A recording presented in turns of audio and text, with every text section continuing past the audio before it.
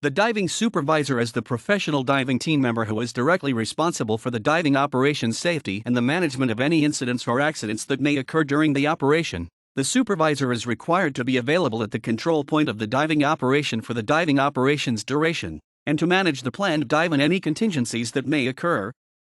Details of competence, requirements, qualifications, registration, and formal appointment differ depending on jurisdiction and relevant codes of practice.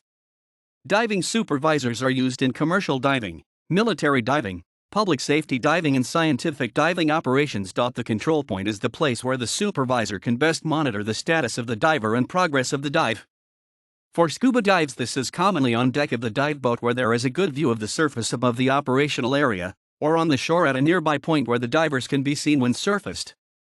For surface supplied diving, the view of the water is usually still necessary, and a view of the line tenders handling the umbilicals is also required, unless there is live video feed from the divers and two-way audio communications with the tenders. The control position also includes the gas panel and communications panel, so the supervisor can remain as fully informed as practicable of the status of the divers and their life support systems during the dive.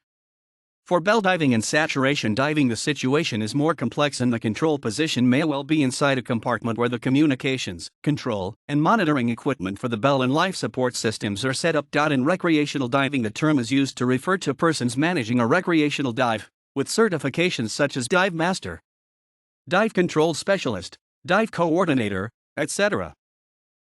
The professional diving supervisor is the person legally responsible for the health and safety of the personnel engaged in a professional diving operation. The supervisor is appointed for a specific operation by the diving contractor, and has the following responsibilities during that operation: to ensure that the planned operation is carried out as far as it is reasonably practicable, without unacceptable risk to the health and safety of all those taking part in that operation and of any other person who may be affected by the operation, in accordance with the requirements and prohibitions of any relevant laws or regulations, in accordance with the relevant authorized code of practice, in accordance with the company operations manual, and in accordance with the diving project plan, to ensure that relevant hazard identification and risk assessment has been carried out for the project, to update it to suit the actual conditions on site, to communicate the findings of such HERA to all members of the diving team, and ensure that it is understood and accepted by the affected parties before diving operations commence. To ensure that all affected parties are aware that the diving operation is imminent, and that all required signals, notifications, lockout, and tag-out procedures are in place. To ensure before starting the operation that everyone taking part is aware of requirements of the diving project plan which relate to that operation in the person. To ensure that all members of the diving team are medically fit for the work they are allocated, suitably qualified, in date and registered, as applicable, and competent to do the scheduled work with the allocated equipment. To ensure that all pre-dive preparations and checks have been satisfactorily completed. To instruct the working diver to enter the water to start the dive. To monitor the progress of the diving operation and condition of the divers, and to manage gas supply, communications, and decompression. To call a stop to operations and recall the diver if circumstances warrant. To instruct the standby diver to enter the water and go to the assistance of the working diver if needed. To record the relevant details of the operation. To maintain a personal logbook of supervision of diving operations. To ensure that the details of any recompression therapy are recorded in the logbook of the diver. To be available throughout the diving operation to deal with any emergencies related to that operation, and to manage any emergencies that may occur during the diving operation. The supervisor cannot perform these duties while diving. The recreational dive supervisor's legal position and responsibilities are not as clearly defined, and it is common practice for the person to lead a group of divers in the water. The recreational dive supervisor is expected to supervise recreational divers on recreational dives and assist in training recreational divers to the extent specified by the policies of the training organization with which they are registered. The diving supervisor may also be involved in diving project planning and logistics as an expert on the selection and deployment of diving equipment and personnel. A candidate for training as a professional diving supervisor is generally selected from the divers employed by a contractor, as a competent diver of the class for which he or she will be trained to supervise, and a reliable person, suitable for taking the responsibility for the health and safety of the diving team and capable of managing the logistics of a diving operation. Training as a diving supervisor is generally carried out by commercial diver training schools, which are usually registered as training providers by a national or international quality assurance body or government department, such as the Australian Diver Accreditation Scheme, ADAS. In Australia, the Association of Diving Contractors, UK, UKADC, in the UK and the Department of Labour in South Africa.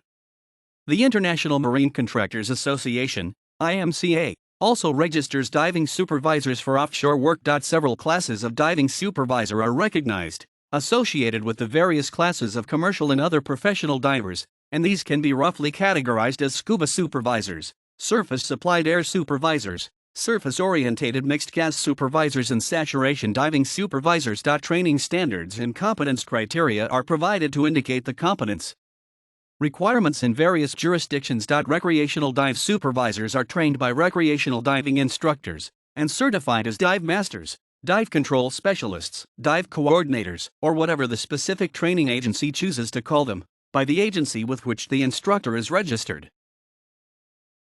National legislation may require the professional diving supervisor to be registered or licensed by a national or professional organization. For offshore work by members of the International Marine Contractors Association, IMCA, the supervisor must be registered with IMCA. In the UK, the supervisor is a senior diver appointed by the contractor. There is an industry association certification scheme provided by the UK Association of Diving Contractors. In the Netherlands, the supervisor must hold a certificate issued by the Netherlands Diving Center Certifying Institute, NDCCI, which is the certifying institute approved by the Council of Accreditation and appointed by the Ministry of Social Affairs and Employment. In South Africa, the supervisor must be registered with the South African Department of Labour.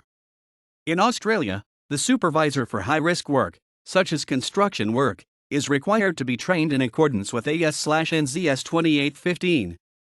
This is done through an ADAS supervisor course at a registered school. For low-risk work, the supervisor is a diver experienced in the type of work and appointed by the contractor. The diving supervisor for a specific commercial diving operation is appointed for that operation by the diving contractor. This appointment is a legal commitment by both contractor and supervisor, and the format may be prescribed. In many cases, the supervisor may be appointed to supervise the contractor's diving operations as a general condition of employment, but the requirement to ensure that the supervisor is competent and fit to supervise any specific operation remains the responsibility of both contractor and supervisor. These requirements do not generally preclude hiring a supervisor as a subcontractor, but this does not generally transfer the responsibilities of the contractor. Recreational dive supervisors are appointed by the employer. Their responsibilities regarding diving activities at work would normally be defined by their terms of employment and certification. Their authority over clients who are not registered with the same training authority is unclear and may be undefined unless specified in the contract between the client and the employer. References